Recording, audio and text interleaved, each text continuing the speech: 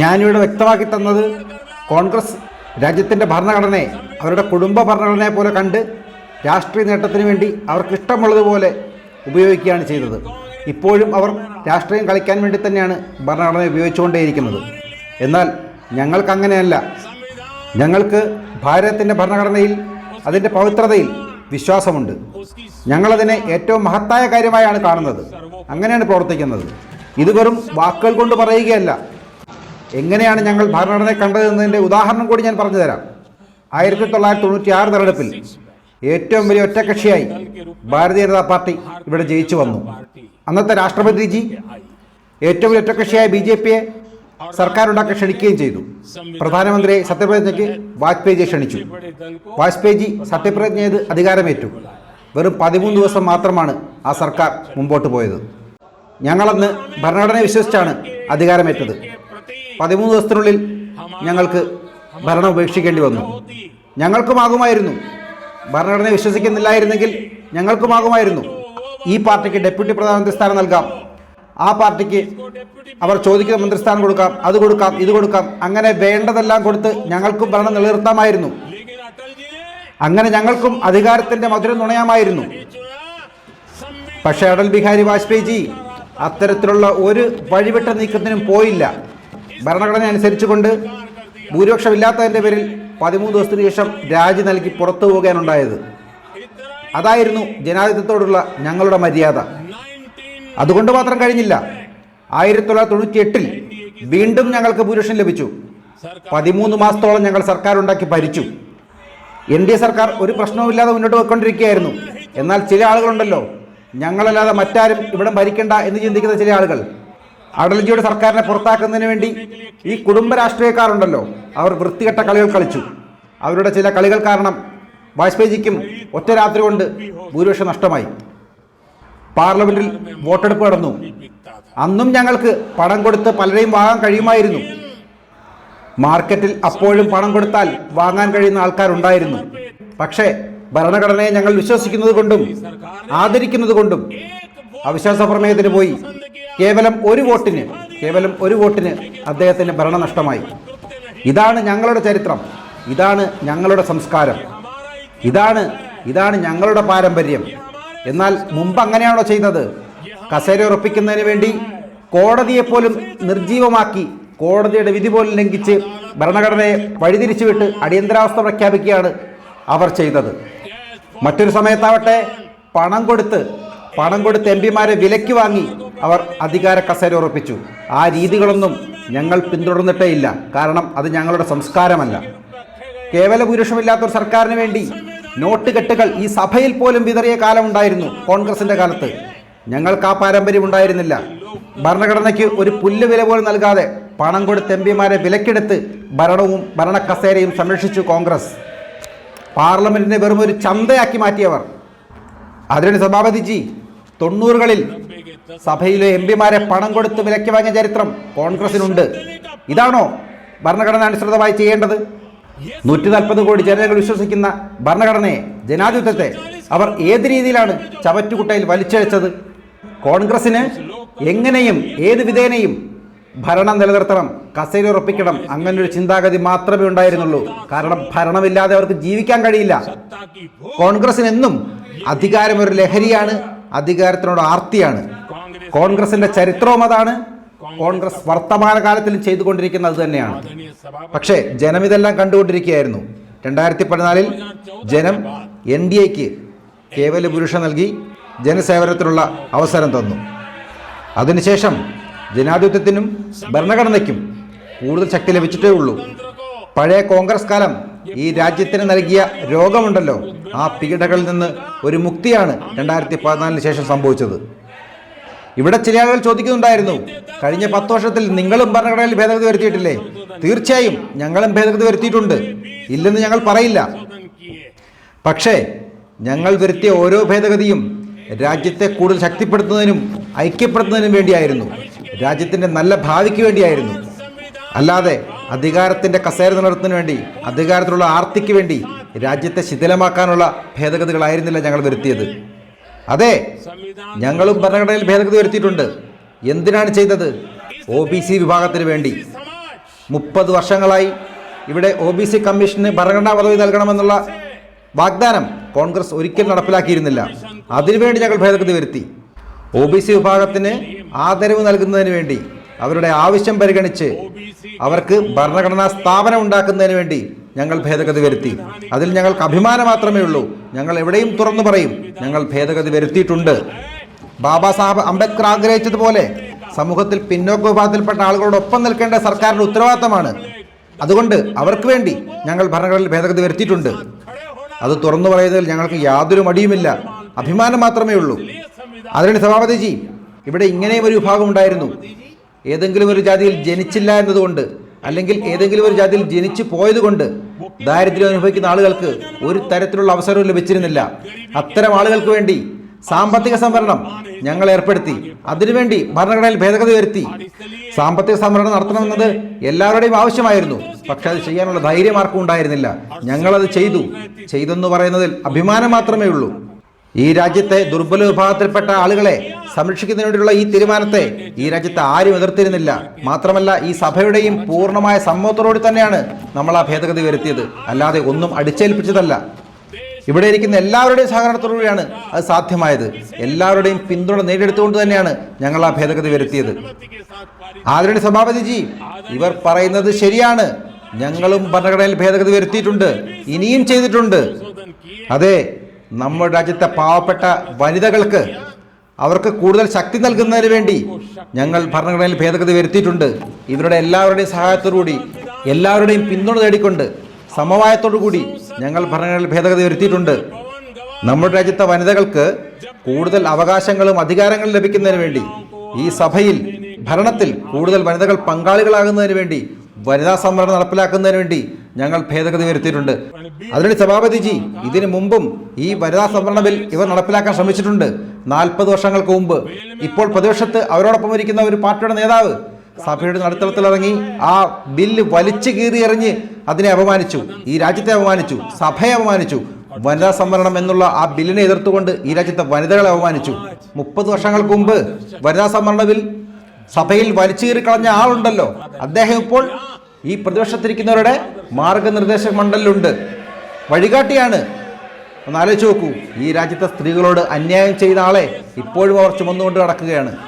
അതിന് സഭാപതിജി, ഞങ്ങൾ ഇനിയും ഭരണഘടനയിൽ ഭേദഗതി വരുത്തിയിട്ടുണ്ട്.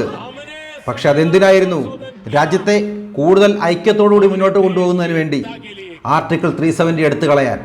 ബാബാ സാഹേബ് അംബേദ്കർ ഉൾപ്പെടെയുള്ള മഹാന്മാരുണ്ടാക്കിയ ഭരണഘടനയുണ്ടല്ലോ, ആ ഭരണഘടന ജമ്മു കാശ്മീരിൽ കണി കാണിക്കാൻ പോലും കഴിയുമായിരുന്നില്ല. ആർട്ടിക്കിൾ 370 എന്നുള്ള ഭിത്തി കാരണം അത് ഞങ്ങൾ തച്ചുടച്ചു കളഞ്ഞു. ഇന്ന് ജമ്മു കാശ്മീർ ഉൾപ്പെടെ ഭാരതത്തിന്റെ എല്ലാ ഭാഗത്തും ആ ഭരണഘടന ബാധകമാണ്. അതാണ് ഞങ്ങൾ ഭരണഘടനാ സൃഷ്ടാക്കളോട് ചെയ്ത ആദരവ്. ഈ രാജ്യത്തെ എല്ലാ ജനങ്ങളെയും ഒറ്റ ഭരണഘടനയ്ക്ക് കീഴിൽ കൊണ്ടുവരുന്നതിന് വേണ്ടി ഞങ്ങൾ ഭേദഗതി വരുത്തിയിട്ടുണ്ട്. അതിലും ഞങ്ങൾക്ക് അഭിമാനം മാത്രമേ ഉള്ളൂ. ഞങ്ങൾ ഭേദഗതി വരുത്തിയെന്നത് അഭിമാനത്തോടെ തന്നെ വിളിച്ചു പറയും. അവരെ പോലെ നിങ്ങൾ എന്തിനാണ് ഭരണഘടനയിൽ ഭേദഗതി വരുത്തിയതെന്ന് ചോദിക്കുമ്പോൾ തലകുനിച്ചിരിക്കേണ്ടി വരില്ല. ഞങ്ങൾ വരുത്തിയ എല്ലാ ഭരണഘടനാ ഭേദഗതിയും ഈ സഭയുടെ അംഗീകാരത്തോടുകൂടിയായിരുന്നു. മാത്രമല്ല, ഈ രാജ്യത്തിന്റെ പരമോന്നത കോടതിയായ സുപ്രീം കോടതിയും എല്ലാ ഭരണഘടനാ ഭേദഗതിക്കും അംഗീകാരവും നൽകിയിട്ടുണ്ട്. ഭരണഘടനാ ഭേദഗതി കൂടാതെ തന്നെ ഞങ്ങൾ പല നിയമങ്ങളും കൊണ്ടുവന്നിട്ടുണ്ട്.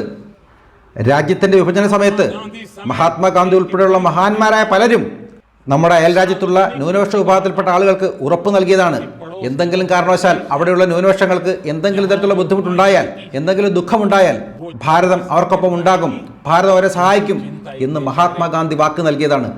ഗാന്ധിജി അവർക്ക് നൽകിയ വാഗ്ദാനമുണ്ടല്ലോ, അത് നടപ്പിലാക്കാൻ ഗാന്ധിജിയുടെ പേരിൽ ഈ രാജ്യം 55 വർഷം ഭരിച്ച ആളുകൾക്ക് ധൈര്യമുണ്ടായിരുന്നില്ല. പക്ഷെ ഞങ്ങളത് ചെയ്തു കാണിച്ചു. പൗരത്വ ഭേദഗതി നിയമം നടപ്പിലാക്കി. അവിടെയുള്ള ന്യൂനപക്ഷങ്ങൾക്ക് ഭാരതം അഭയം നൽകി.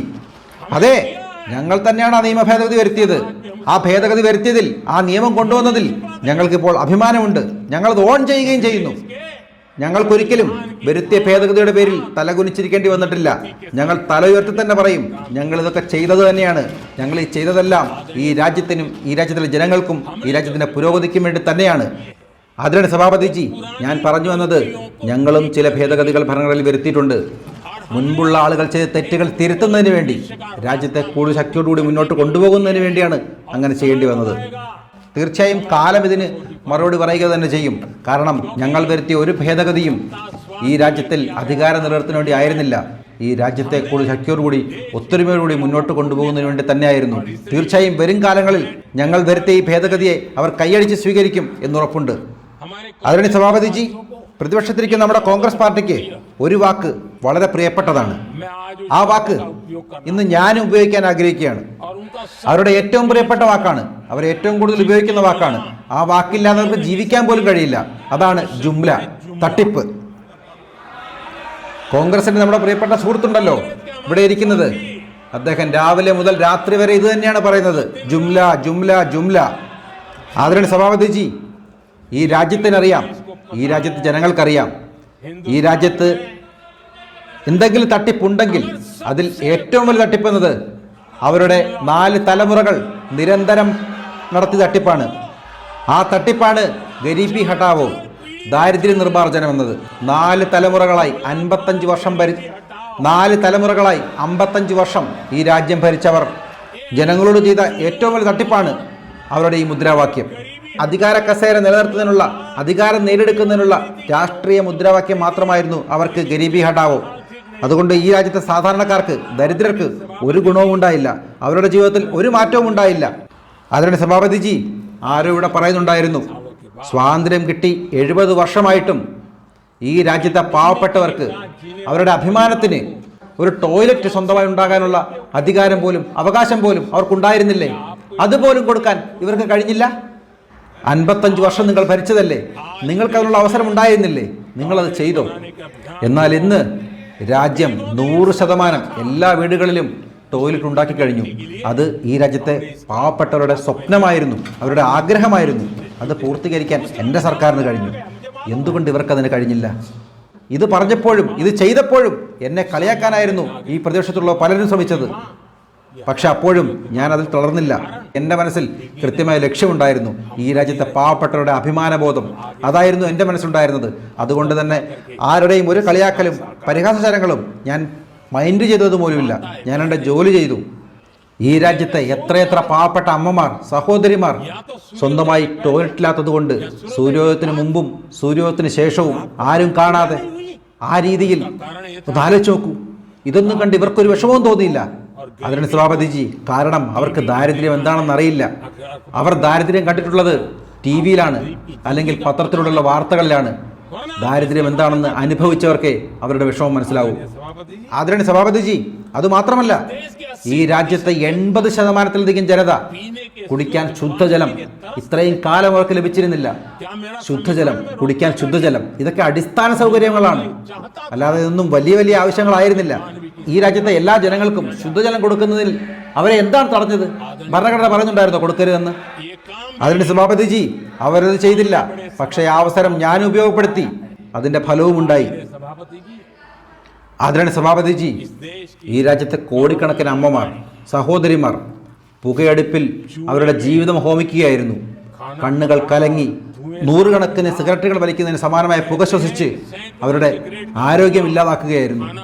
പുകയടുപ്പിൽ ഊതി ഊതി അവരുടെ ജീവിതം അടുക്കളയിൽ ഹോമിക്കുകയായിരുന്നു.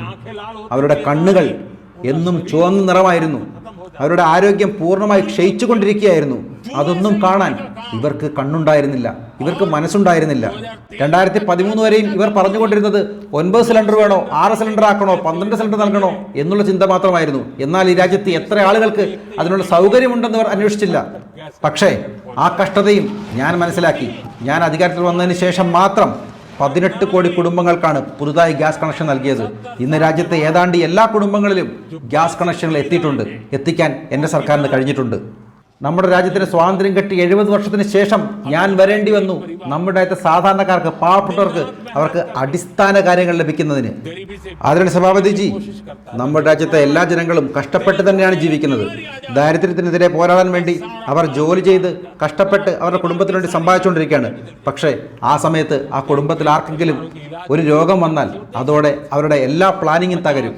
അത്തരം ആളുകൾക്ക് ചികിത്സാ സഹായം കൊടുക്കണമെന്ന് 60 വർഷം ഭരിച്ച ഇവർക്ക് തോന്നിയില്ല. പക്ഷേ ഞങ്ങളുടെ സർക്കാരിന് തോന്നി. അതിന്റെ ഫലമായി ആയുഷ്മാൻ ഭാരത് യോജന എന്ന പദ്ധതി ഇവിടെ കൊണ്ടുവന്നു. ഇപ്പോൾ 70 വയസ്സിന് മുകളിലുള്ളവർക്ക് BPL APL വ്യത്യാസമില്ലാതെ ഈ രാജ്യത്തെ എല്ലാ വയോജനങ്ങൾക്കും സൗജന്യമായി ചികിത്സ നൽകുന്ന പദ്ധതിയും ഞങ്ങൾ തുടങ്ങിയിട്ടുണ്ട്. ഭരണഘടനയോടുള്ള ഞങ്ങളുടെ ആദരവ് തന്നെയാണ് ഇന്ന് 60 കോടി ആളുകൾക്ക് ആയുഷ്മാൻ ഭാരത് യോജന വഴി സൗജന്യ ചികിത്സ ലഭിക്കുന്നത്. എന്തുകൊണ്ടാണ് 60 വർഷം ഭരിച്ച ഇവർക്ക് അങ്ങനെ ഒന്ന് ചിന്തിക്കാൻ പോലും കഴിയാതെ പോയത്? ഈ രാജ്യത്തെ പാവപ്പെട്ടവർക്ക് റേഷൻ നൽകുന്ന കാര്യം ഇപ്പോൾ അതിനും എന്നെ പരിഹസിക്കുകയാണ്. റേഷൻ കൊടുക്കുന്നതിനും എന്നെ പരിഹസിക്കുകയാണ്. ഭാരതത്തിൽ 25 കോടി ആളുകൾ ദാരിദ്ര്യരേഖയ്ക്ക് മുകളിലെത്തിയെന്ന് ഞങ്ങൾ പറയുമ്പോൾ ഞങ്ങളെ കളിയാക്കിക്കൊണ്ട് അവർ വീണ്ടും ചോദിക്കും, 25 കോടി ആളുകൾ ദാരിദ്ര്യരേഖയ്ക്ക് പുറത്തു വന്നെങ്കിൽ പിന്നെ എന്തിനാണ് നിങ്ങൾ 80 കോടി ആളുകൾക്ക് ഈ രാജ്യത്ത് റേഷൻ നൽകുന്നതെന്ന്? ഇങ്ങനെയുള്ള ചോദ്യം ചോദിക്കുന്നവർക്ക് ദാരിദ്ര്യം എന്താണെന്ന് പോലും അറിയില്ല. അതുകൊണ്ടാണ് ഇങ്ങനെ ചോദിക്കുന്നത്. ഒരു ഓപ്പറേഷൻ കഴിഞ്ഞ രോഗിയോട് ഡോക്ടർ എന്താണ് പറയുക? നിങ്ങളുടെ ഓപ്പറേഷൻ നന്നായി കഴിഞ്ഞിട്ടുണ്ട്, എല്ലാം ശരിയായിട്ടുണ്ട്, പക്ഷേ എങ്കിലും വീട്ടിൽ പോയി 1 മാസം വിശ്രമിക്കണം, ഇന്ന കാര്യങ്ങൾ ചെയ്യരുത്, ഇന്ന കാര്യങ്ങൾ മാത്രമേ ചെയ്യാവൂ, ഇന്ന ഭക്ഷണം മാത്രമേ കഴിക്കാവൂ എന്നുള്ള രീതിയിൽ പറയാറില്ലേ? എന്തിനാണ് അങ്ങനെ പറയുന്നത്? എന്തെങ്കിലും കഠിനമായ ജോലികൾ ചെയ്താൽ ചെയ്ത ഓപ്പറേഷന് ഫലമില്ലാതായി പോകും. അതുപോലെ തന്നെയാണ് 25 കോടി ആളുകൾ ദാരിദ്ര്യത്തിൽ നിന്ന് മുക്തരായിട്ടുണ്ടെങ്കിൽ അവർ വീണ്ടും ദാരിദ്ര്യത്തിലേക്ക് വീണു പോകാതിരിക്കാൻ അവർക്കൊരു കൈത്താങ് ആവശ്യമുണ്ട്. ആ കൈത്താങ്ങാണ് സർക്കാർ നൽകുന്ന ഈ റേഷൻ. നമ്മുടെ രാജ്യത്തെ പാവപ്പെട്ട ആളുകളുടെ ദാരിദ്ര്യം വെറ്റിവർ അധികാരത്തിലെത്തിയതുപോലെ തന്നെ ബാങ്കിന്റെ ദേശസാൽക്കരണം നടത്തിയത് പാവപ്പെട്ടവരുടെ പേര് പറഞ്ഞാണ്. പക്ഷേ 2014 വരെയും ഈ രാജ്യത്ത് 55 കോടിയിലധികം ആളുകൾക്ക് ബാങ്കിന്റെ പടി കാണാനുള്ള ഭാഗ്യം പോലും ഉണ്ടായിരുന്നില്ല. അതിന്റെ സഭാപതിജി 2014 മുമ്പുള്ള കാലത്ത് പാവപ്പെട്ടവരെ ബാങ്കിൽ കയറ്റുക പോലും ഉണ്ടായിരുന്നില്ല. ആ പാപവും ചെയ്തത് നിങ്ങൾ തന്നെയാണ്. എന്നാൽ 2024 കണക്കെടുത്ത് നോക്കുമ്പോൾ 55 കോടിയിലധികം പാവപ്പെട്ട ആളുകളാണ് സീറോ ബാലൻസിൽ പുതുതായി ബാങ്ക് അക്കൗണ്ട് ഓപ്പൺ ചെയ്തത്. ഇന്ന് ബാങ്ക് അവരുടെ വീട്ടുപടിക്കൽ എത്തുകയാണ്. ഇന്ന് പോസ്റ്റ് ഓഫീസ് ബാങ്കിംഗ് സംവിധാനം വഴി ബാങ്കുകൾ അവരുടെ വീട്ടിലേക്ക് എത്തുകയാണ്. അവർക്ക് ബാങ്ക് അക്കൗണ്ടുകൾ ഓപ്പൺ ചെയ്ത് കൊടുത്തു എന്ന് മാത്രമല്ല, ഇവിടെ മുൻപൊരു പ്രധാനമന്ത്രി ഉണ്ടായിരുന്നു, ദില്ലിയിൽ നിന്ന് 1 രൂപ അയച്ചാൽ 15 പൈസ മാത്രമേ പാവപ്പെട്ടവർക്ക് ലഭിക്കുള്ളൂ എന്ന് പറഞ്ഞ പ്രധാനമന്ത്രി. എന്നാൽ അത് എങ്ങനെ പരിഹരിക്കണമെന്ന് അദ്ദേഹത്തിന് അറിയുമായിരുന്നില്ല. അത് അദ്ദേഹം പറഞ്ഞതുമില്ല, ചെയ്തതുമില്ല. എന്നാൽ ഞങ്ങൾ അതും ചെയ്തു കാണിച്ചു. ഇന്ന് ഡൽഹിയിൽ നിന്ന് പാവപ്പെട്ട ആളുകൾക്ക് അയക്കുന്ന 1 രൂപയിൽ 1 പൈസയും ആരുടെയും അക്കൗണ്ടിലേക്ക് പോകുന്നില്ല. ആ 100 പൈസയും ആ പാവപ്പെട്ടവന്റെ അക്കൗണ്ടിലേക്ക് നേരിട്ട് തന്നെ കിട്ടുന്ന രീതിയിൽ ഡയറക്റ്റ് ബെനിഫിറ്റ് ട്രാൻസ്ഫർ സംവിധാനം ഞങ്ങൾ നടപ്പിലാക്കി. എങ്ങനെ ഞങ്ങൾക്ക് ബാങ്കിന്റെ ഉപയോഗം എങ്ങനെ കൃത്യമായി ചെയ്യണമെന്നും ആ അവസരം എങ്ങനെ ഉപയോഗപ്പെടുത്തണമെന്നും അറിയാമായിരുന്നു. അതിനുള്ള മാർഗം ഞങ്ങൾ കണ്ടെത്തി. ഞങ്ങളത് ചെയ്തു കാണിച്ചു. ഞങ്ങൾ ഭരണഘടനയെ എങ്ങനെയൊക്കെ വിശ്വസിച്ചു എന്ന് ഇനിയും ബോധ്യപ്പെടുത്തേണ്ടതുണ്ടോ? അതിനിടെ സഭാപതിജി, ഇവർ ഭരിക്കുന്ന കാലത്ത് ബാങ്കുകളിലേക്ക് പാവപ്പെട്ടവർക്ക് പ്രവേശനം പോലും ഉണ്ടായിരുന്നില്ലെങ്കിൽ ഞങ്ങൾ ഭരിക്കുമ്പോൾ ബാങ്കുകൾ അവരെ അങ്ങോട്ട് പോയി കണ്ട് ഒരു ഗ്യാരണ്ടിയും ഇല്ലാതെ ലോൺ അങ്ങോട്ട് കൊടുക്കുകയാണ്. അങ്ങോട്ട് കൊടുത്ത് അവരുടെ ജീവിതം മെച്ചപ്പെടുത്താൻ ശ്രമിക്കുകയാണ്. അതാണ് ഞങ്ങൾ വരുത്തിയ മാറ്റം. അതിനിടെ സഭാപതിജി, ഗരീബി ഹട്ടാവോ എന്നത് അവർക്ക് അധികാരം നേടിയെടുക്കാനുള്ള ഒരു മുദ്രാവാക്യം മാത്രമായിരുന്നെങ്കിൽ ഞങ്ങൾക്കതായിരുന്നില്ല. ഞങ്ങൾക്ക് ഈ രാജ്യത്തെ പാവപ്പെട്ടവരെ കൈപിടിച്ചുയർത്തി സ്വന്തം നിലയിൽ ആത്മാഭിമാനത്തോടെ ജീവിക്കാൻ അവരെ പ്രേരിപ്പിക്കണം. അതിനുവേണ്ടി സർക്കാർ എന്തൊക്കെ ചെയ്യാൻ കഴിയുമോ അത് ചെയ്യണം. കാരണം ഭരണഘടന ഞങ്ങളെ പഠിപ്പിച്ചത് അതായിരുന്നു. അതിനുവേണ്ടി തന്നെയാണ് ഞങ്ങളുടെ സർക്കാർ പ്രവർത്തിക്കുന്നത്. അത് ഞങ്ങളുടെ ദൃഢനിശ്ചയം തന്നെയാണ്. അതിനുവേണ്ടി ഞങ്ങൾ ദിനരാത്രം ജോലി ചെയ്തുകൊണ്ടേയിരിക്കുകയാണ്. ആരെയൊക്കെയാണോ ഇവർ കണ്ടില്ലെന്ന് നടിച്ചത്, ആർക്കാണോ ഇവിടെ ചോദിക്കാനും പറയാനും ആരുമില്ലാതിരുന്നത്, ഇന്ന് അവരെ മോദി പൂജിക്കുകയാണ്. ഞാൻ പറഞ്ഞു വന്നത് ദിവ്യാംഗരെ കുറിച്ചാണ്. ഓരോ ദിവസവും എങ്ങനെയൊക്കെയാണ് അവർ ജീവിതം തള്ളി നീക്കിയിരുന്നത്, എത്ര വിഷമത്തിലൂടെയാണ് അവർ കടന്നുപോയിക്കൊണ്ടിരിക്കുന്നത്. ഞാൻ അധികാരത്തിൽ വന്നതിന് ശേഷം അവർക്ക് പ്രത്യേക പരിഗണന നൽകി. അവർക്ക് വേണ്ടി ഇവിടെ അടിസ്ഥാന സൗകര്യ വികസനങ്ങളിൽ മാറ്റങ്ങൾ വരുത്തി. ഇന്ന് ദിവ്യാംഗർക്ക് വീൽ ചെയറിൽ തന്നെ നേരിട്ട് ട്രെയിനകത്ത് വരെ പ്രവേശിക്കാൻ കഴിയും. പല മേഖലയിൽപ്പെട്ട സാധാരണക്കാരുടെ വിഷമങ്ങൾ എന്തൊക്കെയാണെന്ന് ഞങ്ങൾക്ക് മനസ്സിലാവുന്നത് കൊണ്ടാണ് ഞങ്ങൾക്കിത് ചെയ്യാൻ കഴിയുന്നത്. അതിനിടെ സഭാപതിജി, അതുമാത്രമല്ല, ദിവ്യാംഗർ ബുദ്ധിമുട്ടിയിരുന്ന മറ്റൊരു കാര്യം കൂടി ഉണ്ടായിരുന്നു. ദിവ്യാംഗർക്ക് വേണ്ടി ഉണ്ടാക്കിയിരുന്ന സൈൻ ഭാഷ, അതിൽ ഒരു ഏകത്വം ഉണ്ടായിരുന്നില്ല. ആസാമിൽ അവരെ പഠിപ്പിക്കുന്നതായിരുന്നില്ല ഉത്തർപ്രദേശിൽ അവരെ പഠിപ്പിക്കുന്നത്. അതുകൊണ്ട് തന്നെ മുൻ സർക്കാരിൻ്റെ കാലത്ത് അവർ പഠിച്ചിരുന്ന സൈൻ ഭാഷയുണ്ടല്ലോ, ആ ഭാഷ വെച്ചിട്ട് ആസാമിലുള്ള ഒരാൾക്ക് ഉത്തർപ്രദേശിലുള്ള ഒരാളോട് സംസാരിക്കാൻ കഴിയുമായിരുന്നില്ല. ഉത്തർപ്രദേശിലുള്ള ഒരാൾക്ക് മഹാരാഷ്ട്രയിലുള്ള ആളോട് സംസാരിക്കാൻ കഴിയുമായിരുന്നില്ല. കാരണം സൈൻ ലാംഗ്വേജിൽ തന്നെ ഒരു ഏകത്വം ഉണ്ടായിരുന്നില്ല. ഓരോ സ്ഥലത്തും ഓരോ രീതിയിലായിരുന്നു പഠിപ്പിച്ചിരുന്നത്. നമ്മുടെ രാജ്യത്തെ ബധിര മൂക വിഭാഗത്തിൽപ്പെട്ട ആളുകൾക്ക് വേണ്ടി, ദിവ്യാംഗർക്ക് വേണ്ടി ഒരു കോമൺ സൈൻ ലാംഗ്വേജ് അത്യാവശ്യം തന്നെയായിരുന്നു. സ്വാതന്ത്ര്യം നേടി 70 വർഷം കഴിഞ്ഞിട്ടും അങ്ങനെ ഒരു ചിന്ത പോലും ആർക്കും ഉണ്ടായിരുന്നില്ല. എന്നാൽ ഞങ്ങൾക്ക് ആ ചിന്ത ഉണ്ടായി. ഇന്ന് അവർക്ക് വേണ്ടി ഒരു കോമൺ ലാംഗ്വേജ് ഇവിടെ ഉണ്ട്. അതിനിടെ സഭാപതിജി, ഇവിടെ ഇരിക്കുന്ന എല്ലാവർക്കും, ഈ രാജ്യം ഭരിച്ച എല്ലാവർക്കും അറിയാവുന്ന കാര്യമാണ്, നമ്മുടെ തെരുവ് കച്ചവടക്കാരെ കുറിച്ച്. കാരണം അവർ എല്ലാ ദിവസവും കാണുന്നതാണ് അവരുടെ കഷ്ടപ്പാടും അവരുടെ ദുരിതങ്ങളും. അത് റെയിൽവേ പ്ലാറ്റ്ഫോമിലാണെങ്കിലും മറ്റെവിടെയാണെങ്കിലും ദിവസവും 12 മണിക്കൂർ, 14 മണിക്കൂർ, 16 മണിക്കൂർ ജോലി ചെയ്യുന്ന ആളുകൾക്ക് കയ്യിൽ പണമുണ്ടായിരുന്നില്ല. അവർക്ക് ദിവസവും ആ കച്ചവടം നടത്തുന്നതിന് വേണ്ടിയിട്ടുള്ള പണം അവർ രാവിലെ പലിശയ്ക്ക് വാങ്ങിയിട്ട് കച്ചവടം നടത്തി വൈകുന്നേരം ആരിൽ നിന്നാണോ വാങ്ങിയത് അവർക്ക് പലിശ തിരിച്ചു കൊടുത്തു കഴിഞ്ഞാൽ പിന്നെ സ്വന്തം മക്കൾക്ക് ഭക്ഷണം വാങ്ങിക്കൊടുക്കാനുള്ള പണം പോലും അവരുടെ കയ്യിൽ ഉണ്ടായിരുന്നില്ല. അത്രയ്ക്ക് ദുരിതപൂർണമായ ജീവിതമാണ് ഈ തെരുവ് കച്ചവടക്കാർ കഴിച്ചു കൂട്ടിയിരുന്നത്. അവരെക്കുറിച്ചും മനസ്സിലാക്കാൻ ആരും ഉണ്ടായിരുന്നില്ല. പക്ഷേ അവരെക്കുറിച്ചും ഞങ്ങൾ ചിന്തിച്ചു. അവർക്ക് വേണ്ടി സ്വനിധി യോജന എന്നൊരു പദ്ധതി തന്നെ തുടങ്ങി. ഒരു ഗ്യാരണ്ടിയുമില്ലാതെ 50,000 രൂപയും 1,00,000 രൂപയും ബാങ്കുകളിൽ നിന്ന് അവർക്ക് ലോൺ ലഭിക്കാൻ തുടങ്ങി. ഇന്ന് പലിശക്കാരുടെ ബുദ്ധിമുട്ടില്ലാതെ അവർക്ക് അവരുടെ ദൈനംദിന ജോലികൾ, ദൈനംദിന കച്ചവടങ്ങൾ ചെയ്യാൻ കഴിയുന്നു. അതിന് സഭാപതിജി, ഞങ്ങളല്ലാതെ മറ്റാരും തന്നെ ഈ രാജ്യത്തെ വിശ്വകർമ്മ സമൂഹത്തെക്കുറിച്ച് ചിന്തിച്ചിട്ട് പോലും ഉണ്ടായിരുന്നില്ല. അവരുടെ വിഷമം കാണാൻ ആരും ഉണ്ടായിരുന്നില്ല. പക്ഷെ അവർക്ക് വേണ്ടിയും പ്രത്യേക പദ്ധതികൾ ഞങ്ങൾ തയ്യാറാക്കി. വിശ്വകർമ്മ യോജന എന്നൊരു പ്രോഗ്രാം തന്നെ കൊണ്ടുവന്ന് അവർക്ക് വേണ്ട ടൂൾ ബോക്സുകൾ നൽകി, അവർക്ക് വേണ്ട ട്രെയിനിങ്ങുകൾ നൽകി അവരെ മുന്നോട്ട് കൊണ്ടുവരാനും അവർക്ക് ഒരു ഗ്യാരണ്ടിയും ഇല്ലാതെ ലോൺ കൊടുക്കാൻ തുടങ്ങിയത് ഞങ്ങളുടെ സർക്കാർ വന്നതിന് ശേഷമാണ്. അവരെ ഇതിനു മുമ്പുള്ള ഒരു സർക്കാരും പരിഗണിച്ചിട്ടേ ഉണ്ടായിരുന്നില്ല. അതിനിടെ സഭാപതിജി, ട്രാൻസ്ജെൻഡർ വിഭാഗം സ്വന്തം വീട്ടിൽ പോലും സമൂഹത്തിൽ പോലും അകറ്റി നിർത്തിയിരുന്ന ഒരു വിഭാഗമാണ്. അവർക്ക് വേണ്ടിയും പ്രത്യേക പദ്ധതികൾ തയ്യാറാക്കി അവരെ സംരക്ഷിക്കുന്നതും ഈ സർക്കാരിൻ്റെ ഉത്തരവാദിത്തമാക്കി ഞങ്ങൾ കണ്ടു. കാരണം ഭരണഘടന ഞങ്ങളോട് പറഞ്ഞത് ഈ ഭാരതത്തിലുള്ള എല്ലാവരും ഭാരതീയരാണ്, അവരുടെ ഉന്നമനത്തിന് വേണ്ടി പ്രവർത്തിക്കണമെന്നാണ്. അതുകൊണ്ട് തന്നെ സ്വന്തം വീട്ടുകാരും നാട്ടുകാരും പോലും തള്ളിക്കളഞ്ഞിരുന്നവർക്ക് ഇന്ന് സമൂഹത്തിൽ നിലയും വിലയും ലഭിക്കുന്ന രീതിയിൽ മാറ്റങ്ങൾ ഉണ്ടാക്കാൻ ഞങ്ങൾക്ക് കഴിഞ്ഞു. അതിനുവേണ്ടി പല നിയമപദ്ധതി കൊണ്ടുവരാനും അവർക്ക് വേണ്ട സഹായങ്ങൾ ചെയ്യാനും ഞങ്ങൾക്ക് കഴിഞ്ഞു. അതിന്റെ സഭാപതിജി, നമ്മുടെ രാജ്യത്തെ ആദിവാസി വിഭാഗം, അതിനെ ആരും പരിഗണിക്കുമായിരുന്നില്ല. ഇപ്പോൾ ഈ ഡയലോഗുകൾ പറയുന്ന ആളുകളുണ്ടല്ലോ, ഇവർക്കൊക്കെ അറിയാൻ വേണ്ടി ഞാനൊരു കാര്യം പറയാം. ഞാൻ ഗുജറാത്തിൻ്റെ മുഖ്യമന്ത്രിയായിരുന്ന കാലത്ത് ഇവർ തന്നെയാണല്ലോ രാജ്യം ഭരിച്ചിരുന്നത്. ഗുജറാത്തിൽ ഉമർഗാവ് മുതൽ അംബാജി വരെ ഒരു പൂർണ്ണമായ മേഖല മുഴുവൻ ആദിവാസികൾ മാത്രം താമസിക്കുന്ന സ്ഥലമായിരുന്നു. ഞാൻ ഇതും കൂടി പറയാം, ഗുജറാത്തിൽ ആദിവാസി വിഭാഗത്തിൽപ്പെട്ട ഒരു കോൺഗ്രസിൻ്റെ മുഖ്യമന്ത്രി പോലും ഉണ്ടായിരുന്നു. പക്ഷെ എന്നിട്ടും ആ ആദിവാസി വിഭാഗം താമസിക്കുന്ന ആ മേഖലയിലെങ്ങും സയൻസ് പഠിപ്പിക്കുന്ന ഒരു സ്കൂൾ പോലും ഉണ്ടായിരുന്നില്ല. ഞാൻ മുഖ്യമന്ത്രി ആവുന്നത് വരെ ഒരു സയൻസ് പഠിപ്പിക്കുന്ന സ്കൂൾ പോലും ഉണ്ടായിരുന്നില്ല. സയൻസ് സ്കൂൾ പോലും ഇല്ലാതെ എങ്ങനെയാണ് എത്ര സംവരണം ഉണ്ടെങ്കിലും അവർക്ക് എഞ്ചിനീയറും ഡോക്ടറും ആകാൻ കഴിയുന്നത്?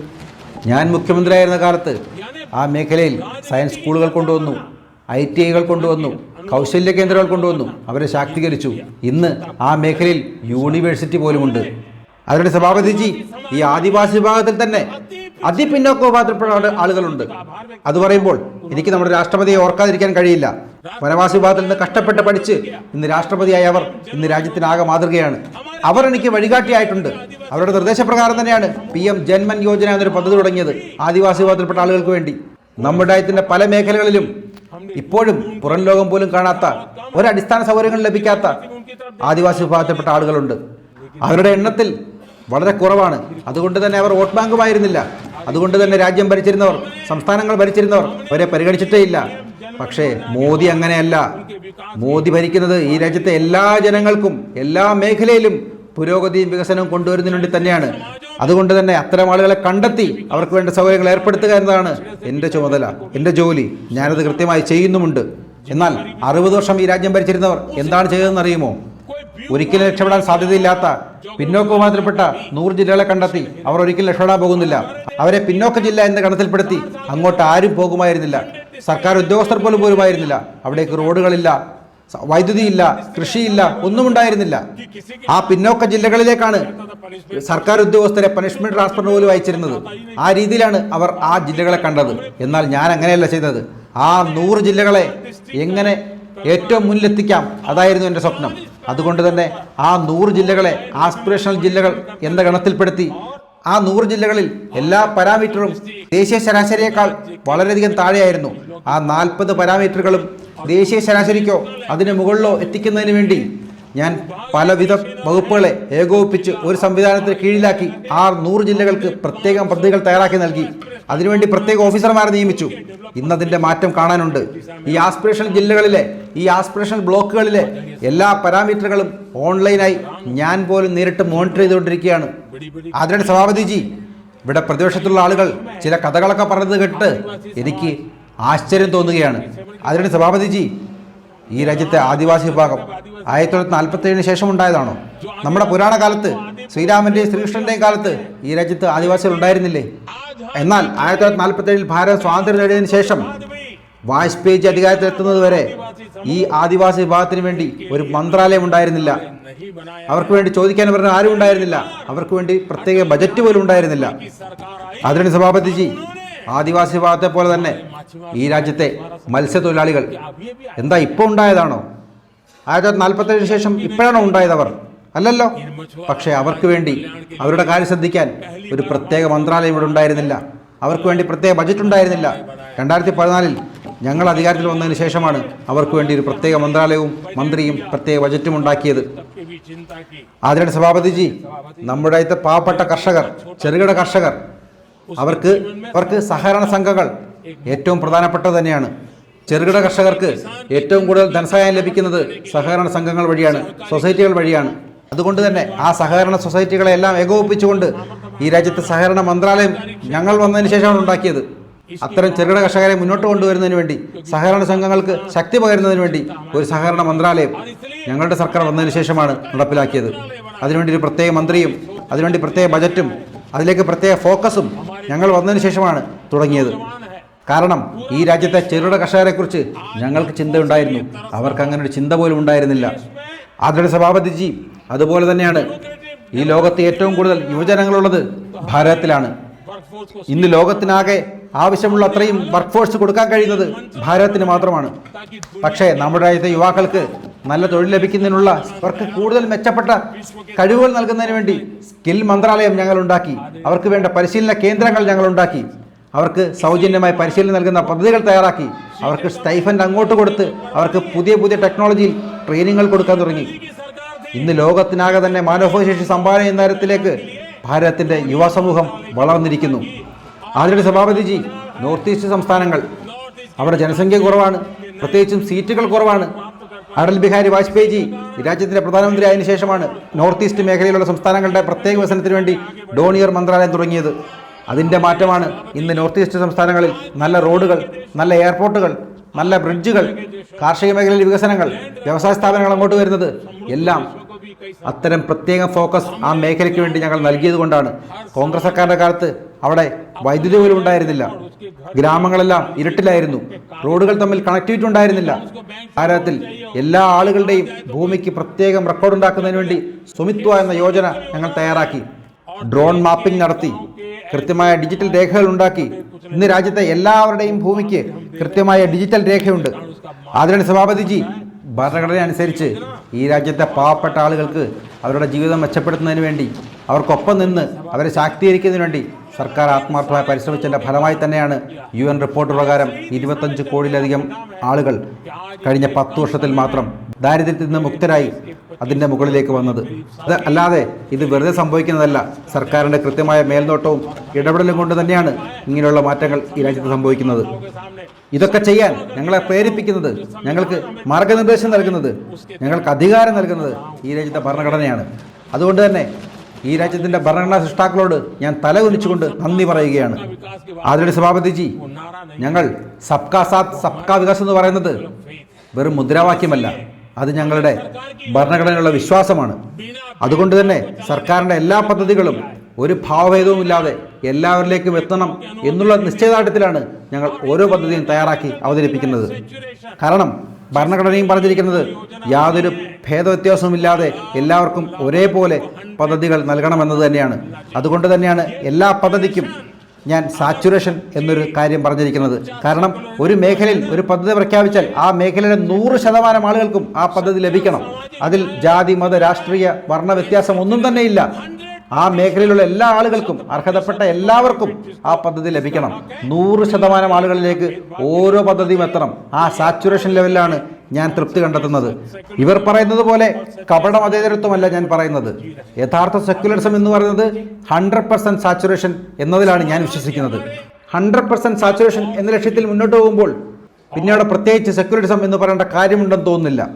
അതിനിടെ സഭാപതിജി, നമ്മുടെ രാജ്യം 2047 വികസിത ഭാരതം എന്ന സ്വപ്നം കണ്ടുകൊണ്ട് മുന്നോട്ട് പോയിക്കൊണ്ടിരിക്കുകയാണ്.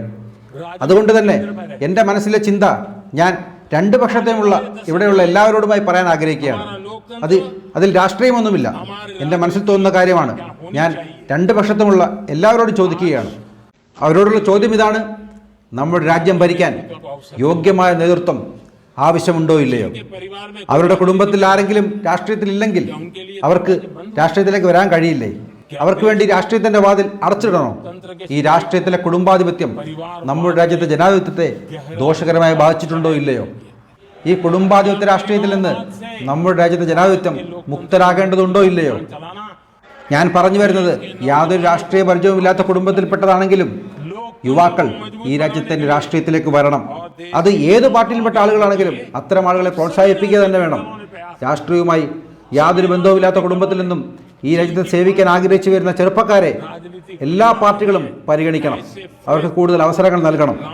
അതുകൊണ്ട് തന്നെ എനിക്ക് എല്ലാ രാഷ്ട്രീയ പാർട്ടികളോടുള്ള അപേക്ഷ ഇതാണ്: ഒരു രാഷ്ട്രീയ പരിചയമില്ലാത്ത കുടുംബത്തിൽ നിന്ന് വരുന്നതാണെങ്കിലും ഫ്രഷ് ബ്ലഡ് ആയിട്ടുള്ള യുവാക്കളെ നിങ്ങളെല്ലാ പാർട്ടിയും രാഷ്ട്രീയത്തിലേക്ക് ആകർഷിക്കണം. അവരെ നിങ്ങളുടെ പാർട്ടിയിലേക്ക് കൊണ്ടുവരണം. അവരെ നാളെ ഈ രാജ്യം ഭരിക്കാൻ ഏൽപ്പിക്കുന്ന തരത്തിലേക്ക് അവരെ വളർത്തിയെടുക്കണം. അവരുടെ ചിന്തകൾക്ക് നിങ്ങൾ അംഗീകാരം നൽകണം. അവരുടെ വാക്കുകൾക്ക് നിങ്ങൾ വില കൽപ്പിക്കണം. ഞാൻ കരുതുന്നത് അത് ഭാരതത്തിൻ്റെ ജനാധിപത്യത്തിന് അത്യന്താപേക്ഷിതമാണെന്ന് തന്നെയാണ്. ഞാനിത് സ്വാതന്ത്ര്യദിനത്തിൽ ചെങ്കോട്ടിൽ നിന്നും പറഞ്ഞതാണ്. കുടുംബപരമായി യാതൊരു രാഷ്ട്രീയ ബന്ധവുമില്ലാത്ത 1,00,000 യുവാക്കളെങ്കിലും ജനസേവനത്തിന് തയ്യാറായി രാജ്യത്തിൻ്റെ രാഷ്ട്രീയത്തിലേക്ക് വരണം, ഈ രാഷ്ട്രീയ രംഗത്തേക്ക് വരണം. നാളെ ഈ രാജ്യം ഭരിക്കേണ്ടത് നിങ്ങളാണ്. ആദരണീയ സഭാപതിജി, എനിക്കിത് ഓർമ്മയുണ്ട്. ഞാൻ മുൻപൊരിക്കൽ സ്വാതന്ത്ര്യദിന പ്രസംഗത്തിൽ ചെങ്കോട്ടിൽ നിന്ന് പറഞ്ഞിട്ടുണ്ട്. നമ്മളുടെ അവകാശങ്ങളെക്കുറിച്ച് മാത്രം നമ്മൾ പറഞ്ഞാൽ പോരാ, ഭരണഘടനാപരമായി ഓരോ പൗരന്മാരുടെയും കർത്തവ്യങ്ങളെക്കുറിച്ചുകൂടി നമുക്ക് ബോധ്യമുണ്ടാകണം. ആദരണീയ സഭാപതിജി, എനിക്ക് സത്യം പറഞ്ഞാൽ അതിശയമാണ്. ഭരണഘടനയുടെ ഭാ പോലും അറിയാത്ത ആളുകൾക്ക് ഭരണഘടനയിലെ കർത്തവ്യങ്ങളെക്കുറിച്ച് എങ്ങനെ പറഞ്ഞു പഠിപ്പിക്കാനാണ്? ഇത്രയും വികലമായ ചിന്താഗതിയുള്ള ആളുകളെ ഞാൻ എൻ്റെ ജീവിതത്തിൽ കണ്ടിട്ട് പോലുമില്ല. പക്ഷെ എന്ത് ചെയ്യാം, രാജ്യത്തിന് നിർഭാഗ്യമെന്നല്ലാതെ എന്തു പറയാൻ? എല്ലാവരും അവരവരുടെ കടമകൾ കൂടി കൃത്യമായി ചെയ്യാൻ തയ്യാറായാൽ ഈ രാജ്യം എത്രയോ നല്ല രീതിയിൽ പുരോഗതിയിൽ മുന്നോട്ട് പോകുമായിരുന്നു. മഹാത്മാഗാന്ധി തന്നെ പറഞ്ഞിട്ടുണ്ട്. മഹാത്മാഗാന്ധിജി പറഞ്ഞ എങ്ങനെയാണ്: വിദ്യാഭ്യാസമില്ലാത്ത എന്നാൽ വിവേകമുള്ള എൻ്റെ അമ്മയിൽ നിന്ന് ഞാൻ പഠിച്ചതാണ്. നമ്മൾ നമ്മളുടെ കടമകൾ എത്രയും മികച്ചതായി ചെയ്യുന്നുണ്ടോ അത്രയും നമ്മളുടെ ജീവിതത്തിൽ നമുക്ക് നല്ല വിജയങ്ങൾ നേടിയെടുക്കാനാകും, അധികാര സ്ഥാനത്തിലെത്താനുമാകും. മഹാത്മാഗാന്ധി ഇങ്ങനെയും പറഞ്ഞിട്ടുണ്ട്: നമ്മുടെ ഭാരതീയരെല്ലാവരും അവരുടെ കടമകൾ, കർത്തവ്യങ്ങൾ കൃത്യമായി ചെയ്യുകയാണെങ്കിൽ, വൃത്തിയായി ചെയ്യുകയാണെങ്കിൽ വികസിത ഭാരതം എന്ന സ്വപ്നത്തിൽ നിന്ന് നമ്മളെ തടയാൻ ആർക്കും സാധ്യമല്ല. നമ്മൾക്കത് വളരെ എളുപ്പം നേടിയെടുക്കാനാകും. ഇത് മഹാത്മാഗാന്ധി പറഞ്ഞതാണ്, ഞാൻ പറഞ്ഞതല്ല. പക്ഷേ അത് തന്നെയാണ് എനിക്കിവിടെയുള്ള നിങ്ങളോടും അഭ്യർത്ഥിക്കാനുള്ളത്. അവരവരുടെ കടമകളെങ്കിലും കൃത്യമായി ഈ രാജ്യത്തിന് വേണ്ടി നിങ്ങൾ എല്ലാവരും ചെയ്യാൻ തയ്യാറായാൽ നമ്മുടെ രാജ്യം ഇനിയും വളരെ പെട്ടെന്ന് വികസിത ഭാരതം എന്ന സ്വപ്നം നേടിയെടുക്കുക തന്നെ ചെയ്യും. ആദരണീയ സഭാപതിജി, ഭരണഘടനയുടെ 75ാം വാർഷികത്തിൽ ഞാൻ ഈ സഭയിൽ എൻ്റെ 11 നിർദ്ദേശങ്ങൾ, 11 ദൃഢനിശ്ചയങ്ങൾ ഇവിടെ പറയാൻ ആഗ്രഹിക്കുന്നു.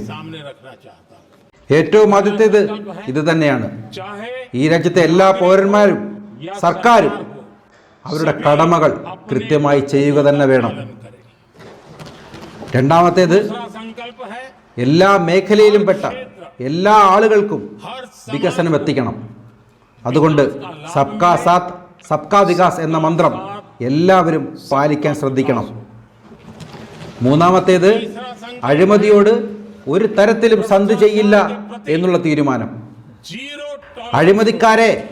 അഴിമതി ചെയ്തവരെ ആഘോഷിക്കുന്ന സമീപനം ഇല്ലാതാക്കണം. അഴിമതിക്കാരെ ആനപ്പുറത്ത് കൊണ്ടു നടക്കുന്ന സമീപനം ഒഴിവാക്കണം. നാലാമത്തെ നിർദ്ദേശം, രാജ്യത്തെ നിയമങ്ങൾ കൃത്യമായി പാലിക്കുകയും രാജ്യത്തിൻ്റെ സംസ്കാരത്തിലും രാജ്യത്തിൻ്റെ പാരമ്പര്യത്തിലും രാജ്യത്തിൻ്റെ നിയമത്തിലും അഭിമാനം തോന്നണം. അനാദരവ് ഒരിക്കലും ഉണ്ടാകരുത്. അത് പാലിക്കാൻ തയ്യാറാവണം, അതിൽ അഭിമാനിക്കുകയും വേണം. അഞ്ചാമത്തേത്, അടിമത്തത്തിൻ്റെ ചിന്താഗതിയിൽ നിന്ന് പുറത്തു വരണം. രാജ്യത്തിൻ്റെ വികസനത്തിൽ, വളർച്ചയിൽ, സംസ്കാരത്തിൽ, പാരമ്പര്യത്തിൽ അഭിമാനിക്കണം.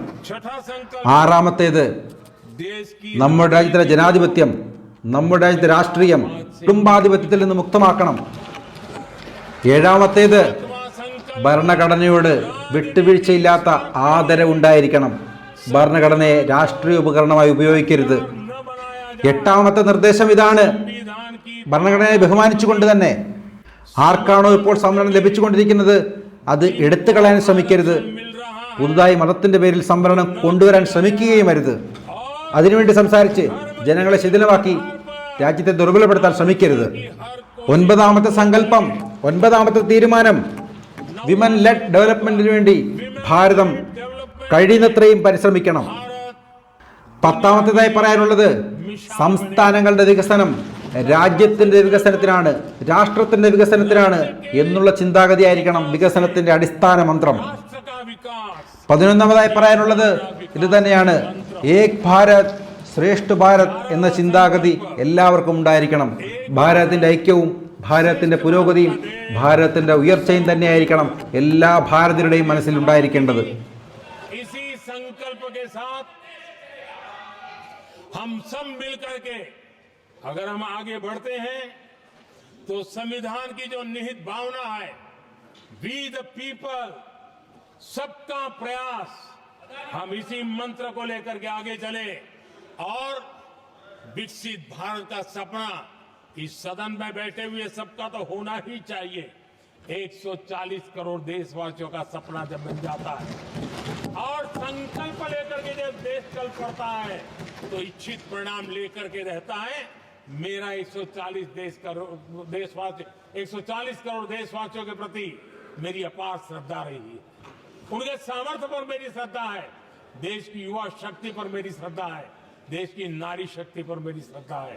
और इसलिए मैं कहता हूं कि देश 2047 देश जब आजादी के 100 साल मनाएगा तो विकसित भारत के रूप में मनाएगा. इस संकल्प के साथ आगे बढ़े.